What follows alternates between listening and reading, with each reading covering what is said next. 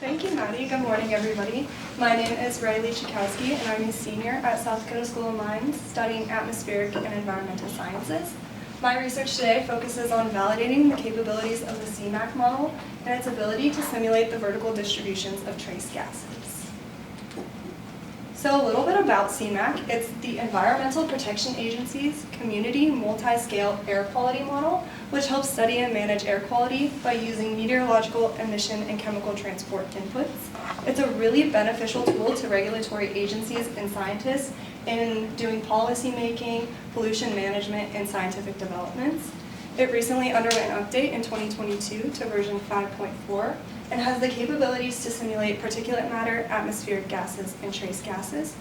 In my research, I look specifically at its ability to simulate the trace gases. So a little bit about that. Trace gases make up less than 1% of the Earth's atmosphere by volume. If we look to the pie chart over there, we see that it's the composition of the atmosphere broken down. In your purple, you have nitrogen, your oxygen's in blue, that little white sliver is argon, and then even smaller than that little white sliver is your trace gases, which are broken down in the lower pie chart.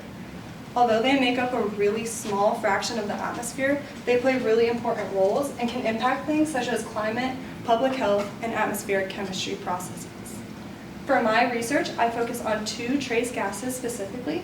The first one is formaldehyde, or CH2O.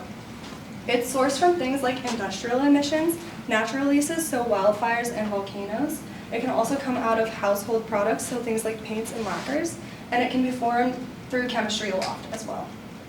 It has a relatively short lifetime, around a few hours, so what happens is it goes up into the atmosphere and it interacts with things such as sunlight or other gases to form other species in the air.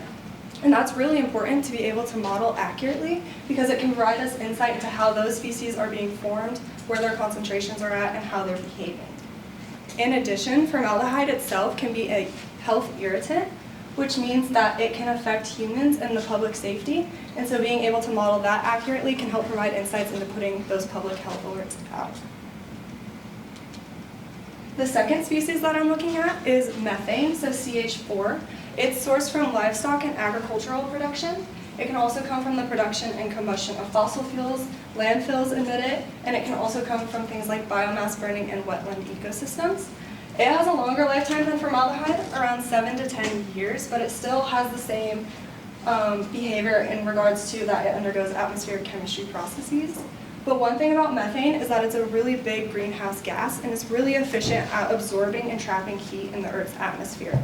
And so being able to model this accurately can give us insights into things like greenhouse gas dynamics and where they're located in the atmosphere when we study climate change and global warming.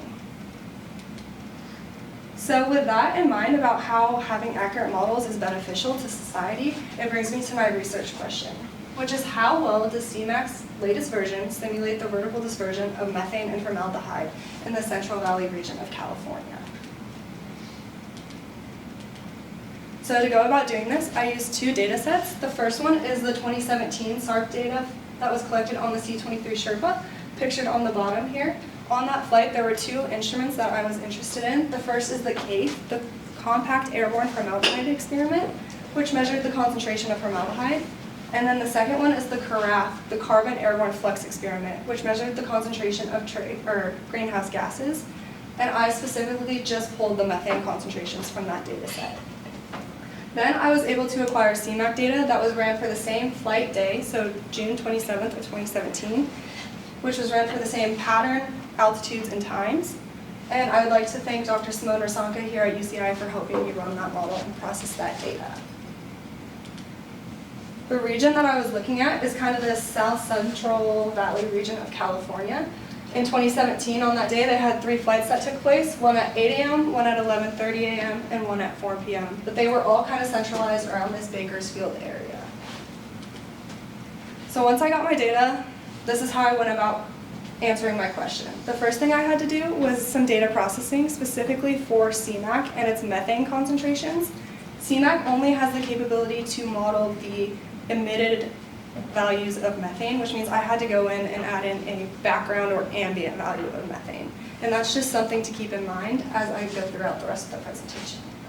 Then once I did that, I went through and plotted vertical profiles of the species from both CMAQ and the model, just to see how the concentrations were changing with altitude. And then I also plotted model versus measured concentration plots. So jumping into the vertical profiles of methane, on your y-axis you have altitude in feet, your x-axis is the methane concentration in parts per billion. The red is your observed data, the blue is the model output. And we can see the same trend across all three of these flights, that it's under-predicting across all of them. But I wanted to take this one step further and look into, okay, is the model more accurate depending on the time of day? And so what I did is I went through and I ran a mean bias error, which is on average how different are the modeled values from the measured values. In a perfect world, this value would be 0 or close to 0, which means that the model is right on the money with what we're seeing in the field. A negative value means that we're under-predicting, a positive value means that we're over-predicting, and what we can see here is that across all three, we're getting the negative values, which confirms what we are seeing visually with the vertical profiles. But what I want to highlight is that this 4 p.m. flight has a mean bias error of negative 378 parts per billion, which means that on average, the model predicted 378 parts per billion lower, but that's the best mean bias error that we see across all three flights. Looking at the vertical profiles of formaldehyde, we have the same setup here, and once again, we see the under-prediction across all three flights, with this one exception right here at 11 a.m. where we see that the model is actually pretty accurate and right on the money with what we were seeing in the field. But what I want to draw your attention to, once again, is that that mean bias error in the 4 p.m. flight was lowest, suggesting that the model is predicting better in the 4 p.m. flight. I wanted to take it one step further, looking at formaldehyde just for a statistical analysis, and so what I did is I plotted modeled concentration in parts per trillion versus measured concentration in parts per trillion across all three flights, and I found that the best linear relationship was once again seen in that 4 p.m. flight, again just reconfirming that at 4 p.m. for some reason across these flights the model is better or more accurate at predicting these values. So why is it the case that we're seeing this under-prediction across all of these flights? I cannot give a definitive answer, but I do have some thoughts on what might be causing it. The first thing is those background values that I was talking about with methane, so that ambient level might be a little bit too low. And I only suggest that because if we recall those mean bias errors that we saw in the first set of vertical profiles, they're all kind of within 100 parts per billion of each other, which could suggest that maybe we just need to bump up that ambient level to get our simulation closer to our observed data. Another thing could be that there's a lack of chemistry aloft capabilities within the model, and I suggest that because if we look at this vertical profile from the 8 a.m. flight of formaldehyde, we see around 4,000 to 5,000 feet, this little nudge out in our model data, which suggests that there's some chemical production of formaldehyde going on aloft. But then when we compare that to our model data, we don't really see the same structure at all, which could suggest that maybe the model just isn't taking into account that chemical production. Some other sources of error could be measurement uncertainties on the flight, or the way that I processed and averaged the data. It is averaged every 500 feet, so depending on how many points we're at each altitude, that could cause some variability in the results. In conclusion though, I was successfully able to utilize a diversified data set to validate the model. CMAQ usually gets validated using ground-based or other model comparisons, and so being able to use airborne data provided a more comprehensive evaluation of its capabilities. In addition, I found that CMAQ underpredicts the concentration of formaldehyde and methane at most studied altitudes, and that it more accurately predicts the vertical profile of them in the afternoon in these cases. Moving forward, I would love to look into why it's the case that CMAQ better predicts the trace gas concentrations in the afternoon, and I'd also love to look at comparing the capabilities across different regions to see if CMAQ performs better in one region versus the other. With that, I'd like to acknowledge some people who made this research possible, including NASA's Earth Science Division, Airborne Science Division, the SARP program, the Early Career Research, S&D, Dr. Karen St. Germain, and Dr. Julie Robinson, also Dr. Jack Kay and Dr. Barry Leffert, Dr. Melissa Martin and Dr. Thomas Hanisco for the 2017 SARP data that I used, my faculty mentors, Dr. Andreas Beiersdorf and Dr. Anne-Marie Carlton, Maddie Landy, Rachel Wegner, and Dr. Disha Sardana for their coding help. And then once again, Dr. Simona Sanka for help with that CMAQ model. My Aerosols group for all of their support and help, and UCI for hosting us this summer. Thank you guys so much.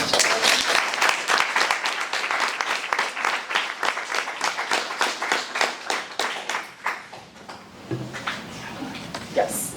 So I just make a comment. That was very nice. And I was somewhere in the last year or two, I don't know where, and they were comparing models. And for methane, the model was always lower than observed. And the problem was that in the model that they're running, the input function for methane was from 2017. And they were comparing it to, and so once again, methane is increasing. We will see that tomorrow at least, in the atmosphere. And so if you're not putting in the correct background, maybe I'm not talking about what you feed into it in terms of input, but if the background's wrong, there's no way you're gonna. So it might be that it's much better than what you showed. Yeah. Going off of that, that's a really good point. Thank you. The background value that we put in was around like 1.8 parts per million, and on average globally, we're sitting about 1.9. So that's just something to keep in mind that we're already off a little bit. Yes. Very good. You correctly identified a bunch of the potential reasons for the disagreement. One more to look at is, and you mentioned this in the beginning of your talk, is the meteorology. So I don't remember if the Sherpa in 2017 was measuring wind speed and wind direction, but if it was, you could see that might be why the wind direction aloft, the model might be, maybe there was a wildfire, but definitely look at, you could even use high split for, if you don't have winds measured on the aircraft, but for some of that upper level formaldehyde and see how the high split model compares to what CMAQ model was saying the winds were coming. That might be another reason for the mismatch. That's a really good idea. Thank you for that. Yes. All right, so from online, Glenn Wolf mentions measurement uncertainties are 10 to 20% for formaldehyde. And then Gao Chen asks, does the model say the relative importance of the photochemistry as a formaldehyde source?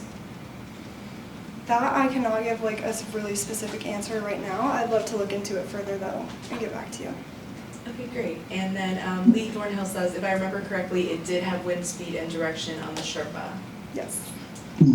So I was going to comment on this a little bit because you saw the 4 o'clock match up the best. So I was wondering, is that because the photochemical source were dominant? Maybe not. I certainly didn't look at the data as at all. So that's just a wild guess. Thanks. Thank you. Good job. Thank you. Thank you, Gal. Any other questions for Ryleigh? Thank you very much.